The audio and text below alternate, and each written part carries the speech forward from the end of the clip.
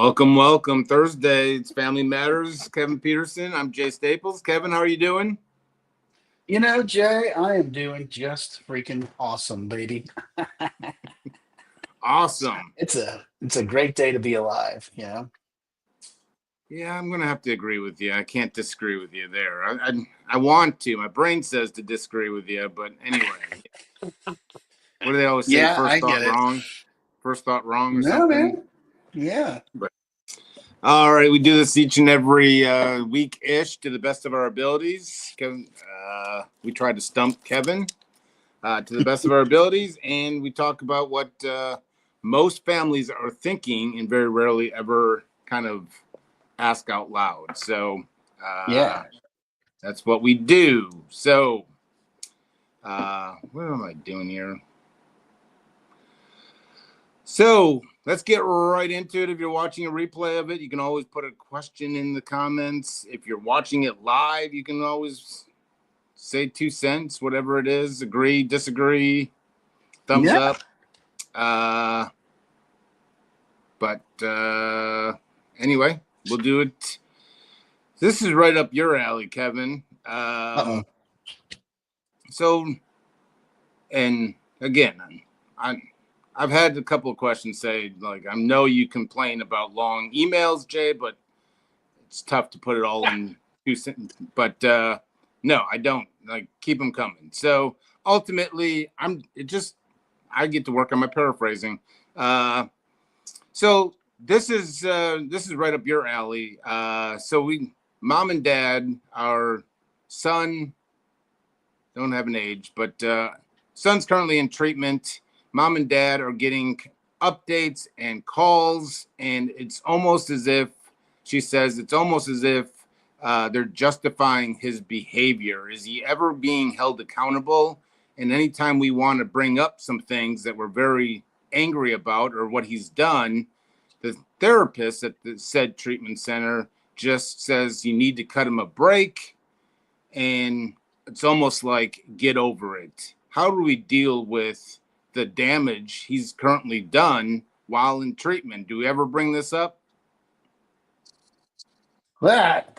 Wow. We're okay. We're hitting the ground running here on Thursday, August 7th. I love that question, by the way. I think I freaking love that question. And here's my answer, and you're gonna love this. You're gonna freaking love it. Read my book. Um, because what we're talking about is, the family wanting to implement some accountability. And I'm all for accountability. I'm all in on the accountability concept. I think this family needs to be clear. Hey, look, we don't need sunshine blowing up our skirt. We don't need cupcakes and butterflies. We also, and here's the other thing I'm going to make really clear, the family doesn't need to know what he's talking about in therapy because it's none of their business. But they need to be clear with wherever this person is going to treatment and saying, hey, these are our expectations. We want to know that he is going to address the damage that he's created in our family system. Now, I also want to tell the family that's not going to happen in 30 days. That's not going to happen in 90 days. It may not happen in 6 months. I don't know about you, Jay, but I didn't make amends to my family, like real amends, probably until 2 years. So I think there's this expectation of we sent him to treatment and it's going to magically make everything all better, and he's going to come back and be like, oh my gosh, I am so sorry for all the stupid shit I did and all the horrible things I did. And it's all my fault. And I'm so sorry. We're all going to love each other. And that is nonsense. Okay. But so in the interim, I want the family to start addressing their internal stuff with boundaries. Hey, we love you, but no drugs, no alcohol. You have to become self-supporting, and you have to continue to work on your mental health and your sobriety. And you can't tell somebody, we sent you to treatment and we expect you to make amends. No, no, no, no, no, no. What you can say is, until you're ready to talk about this, we are going to keep some fairly strict boundaries because you're a tornado, and when we let you in the house, you fuck shit up. And there's nothing wrong with holding him accountable. but you can't force him to make amends. And I hope that makes sense to this family because I'm with them 1,000%. But I totally get where the guy's coming from. I mean, he's probably, and let's be honest, he's probably in a 30-day program. Mhm. And there's no way in 30 days he's going to get to step 9. You know, I would say you need to temper your expectations. And I want him getting there with a true sponsor, working him through the steps, through the book on a progressive week to week basis. And then eventually he'll come to the table and say, I need to make amends for what I've done. And that's how the healing starts, you know. But the family, I mean, you got to be patient. And I know they're not going to like that, but that's the answer. Yeah.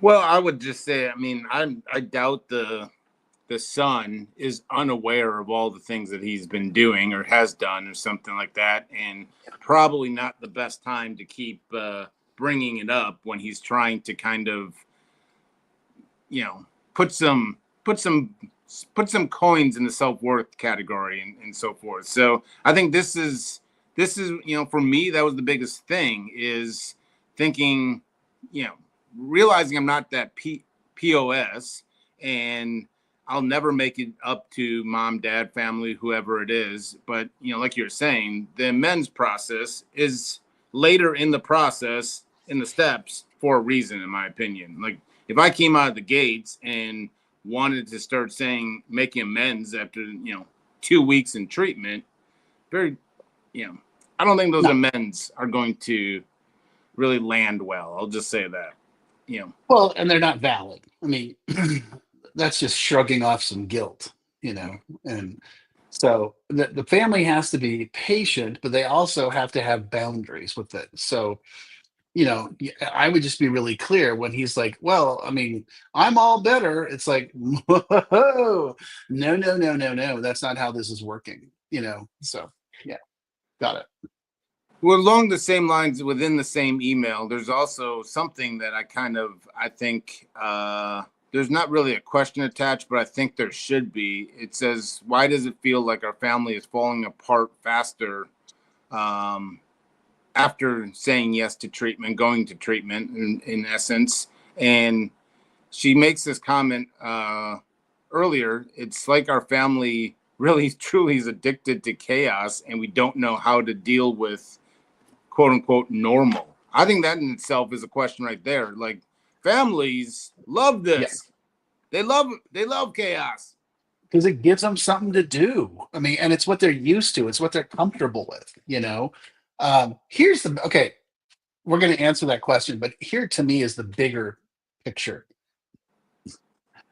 Why isn't this treatment center offering the family help? Because they're just not. I guarantee you, they're not. They're getting a weekly email saying he's doing great. Thanks for the money. Crap. He's You showing know. up on time. He's sharing some in group. I mean, it's they copy and paste this response. Oh my God, give me a break. You know. Um, what they need is what we offer here at Jaywalker is we have a very integrated concept. We do weekly meetings with just the family. We offer a full homework curriculum for the family to study about addiction, recovery, codependency, trauma, family systems. I work with their families all day on their weekly session, just with the family. And the first 5 or 10 minutes is here's what's going on with your person. I mean, I call it the report card. Going to meetings, going to therapy, going to group, participating, engaged, not hiding out in his room, doing the activities. He's doing all the stuff. He has a sponsor. He's going to meetings. He's working the steps. He's doing everything we want him to do. And that's all we're going to talk about. About him. Now let's talk about you. And that's what this family is craving, that sort of help, and they're not getting it. So again, read my book, because you're going to get that's going to say this is what you need to be doing, and get that kind of help, because that's the kind of help you need. But this is the thing: when you go to a 30-day treatment center, probably insurance based, and I get it. They don't have the money for this because they don't get reimbursed. They don't get reimbursed for family therapy. They don't get reimbursed for a family group, you know.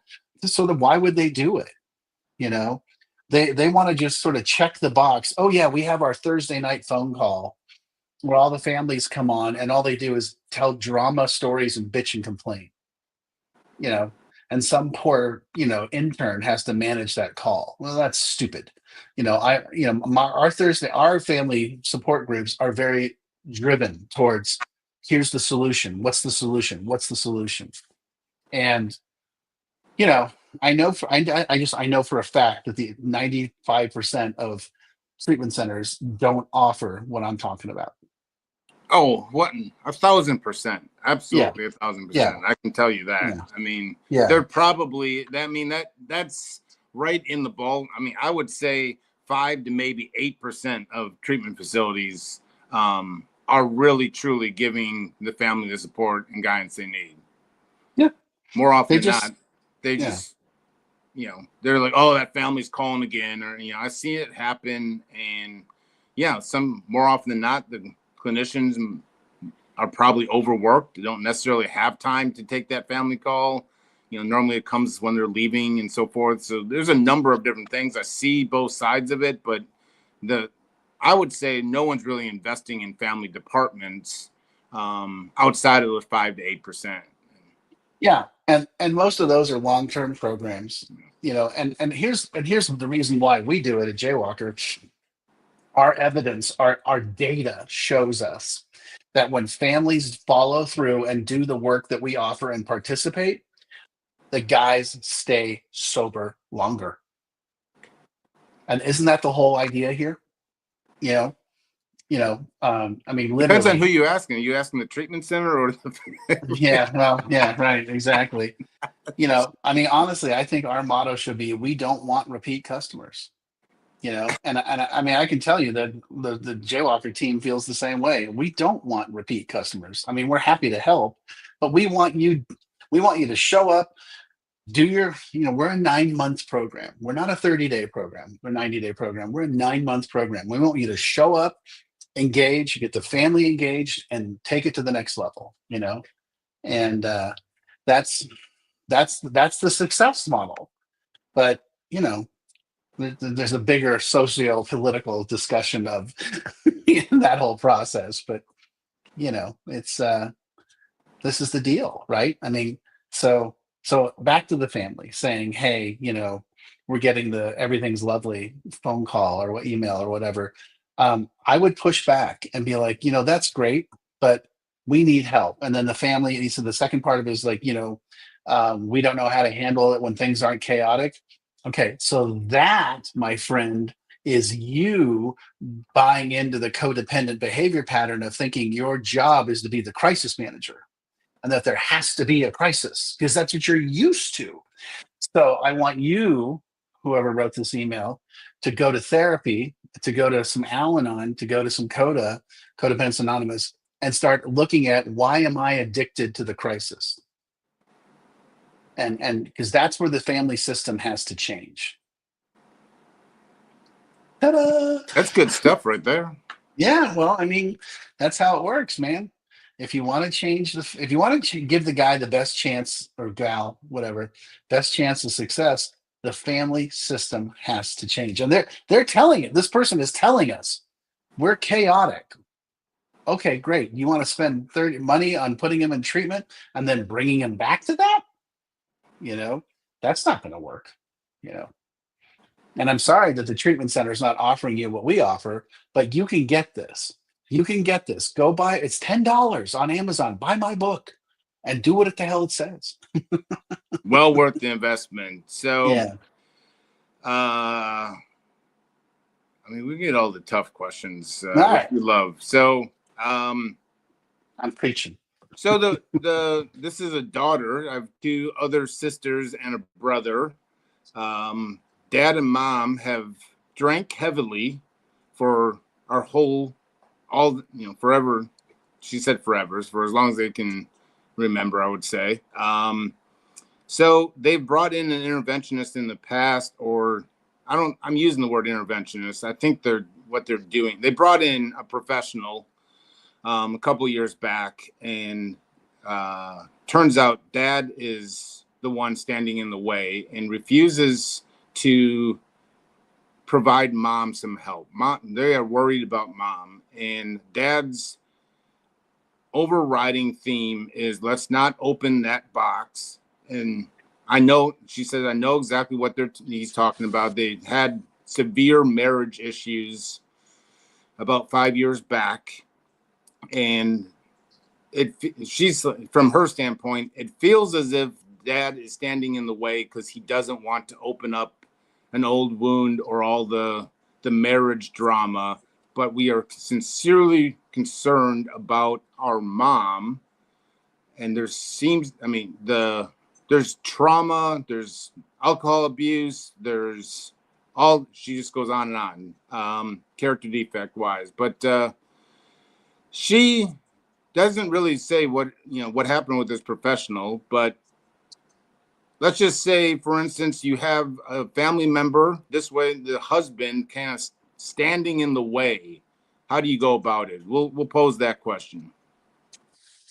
Well, I would say, to be totally blunt, you need to bring in an expert. You need to bring in a Kevin or a Jay and let them do the work, because you're going to try to do the work and you're not qualified, educated, prepared, and you're too emotionally invested. You can say, "Hey, I want to bring in somebody who's a specialist in families and addiction and help us with this." And and I mean, I get this all the time. I'll get the first phone call, and they'll be like, "Hey, look, I need to let you know what the landscape is here. This person not supportive, not interested. This person neutral. This person, oh my God, thinks they're the family problem solver." And I'm like, yeah, I get it. This is the nature of families that struggle with addiction. So let's jump in. Let's at least start with the first phone call. And the first thing I always tell everybody is, the first thing I want everyone to do is read my book, and then we can all get together and talk about what's next. And here's the thing: if dad doesn't want to participate or dad doesn't want to do it, that's fine. We'll leave him out, because here's the thing: I don't want mom to die. I don't want mom to start, suffering any longer. That I want to be able to offer mom a solution. She may say no, okay, but at least you've offered the solution with love, empathy, and compassion. And then set some boundaries with her and be like, "Hey mom, we love you. We want you to get help. But if you're not going to get help, we're not hanging out here. You know, we're not going to just sit here in this quicksand and wondering why shit keeps getting worse." So, yeah. Well, I mean, you're exactly right. Most people think that everyone in the family needs to be on board. From my standpoint, I've left some key family members outside of, the whole process and so forth. I mean, it just sounds like, it sounds like the trauma is running all through this family and so forth. So in general, I always tell people, like, they always are so infatuated on the yes and going to treatment, and they overlook the possibility of them coming together in a loving manner, telling mom, "We're really, really worried about you. Dad may not be, dad does not agree with us. It's why he's not here." But even if she says no, I always say, this, like, the family can change. Like, it doesn't hinge on yes or no. So I think it'd be more powerful for these daughters and son to get together and just kind of surround love with a professional, not doing it on your own, so they can go back to being daughters and sons and don't have to be this addiction case manager or anything within their families. So, yeah, absolutely. I mean, this is probably a third of all of our calls. You're never going to get all the families, you're never going to get everyone on a unified page, which is part of the chaos already. Yeah. Well, that's the whole thing, right? And it has to start somewhere. Somebody has to step up to the plate and say, "We're not doing this anymore. We got to change this." And so someone has to make that initial context. But don't try to do it yourself. Bring in an expert. Bring in an expert that specializes in this and allow them to do their job. If your mom had cancer, you would go and see the oncologist. You wouldn't say, "Hey, I read a book and I've got this all figured out." You know, bring in an expert who can help you through the process, and you just might end up saving mom's life. Well, isn't that the truth, though? What you just said is, how many families right there, or maybe even watching this, are stuck in neutral, saying, like, all these things have to come to fruition for us to step in. And more often than not, you see it, I see it, we all see it. It's that one decision to say, hey, we're going to do something about that. And it's almost like a wildfire. It catches on fire. But so many families are just like, well, it's out of our hands. We can't do anything. And they just kind of continue complaining about nothing's getting better. It always starts just that one simple decision. Let's do something different. Yeah. So, Yeah, that's, I mean, but honestly, it starts with one person standing up and saying, no moss. So, yeah. yeah. And if you're Yeah. emailing us, that means you've thought about it. It's just time to act. And Mhm. you can reply if you have a professional you're working with or something happened. We can walk you through that. And maybe it's just a bad professional. Who knows? But I would Yeah. love to hear how that professional, did he just walk away, or he or she just walk away like, oh, I'm done. But anyway, this is what we're doing. This is what we love to do. We do this every single week to the best of our abilities. So keep the questions coming. And one of these days we'll stump Kevin. So Kevin, you you did enough. You can clock out today. Go enjoy the mountains or something. Just say All right. just let people know Jay said I could walk away. So they'll I go for will that. I will let them all know that you They'll gave go me for a that. pass. I'll see you next week.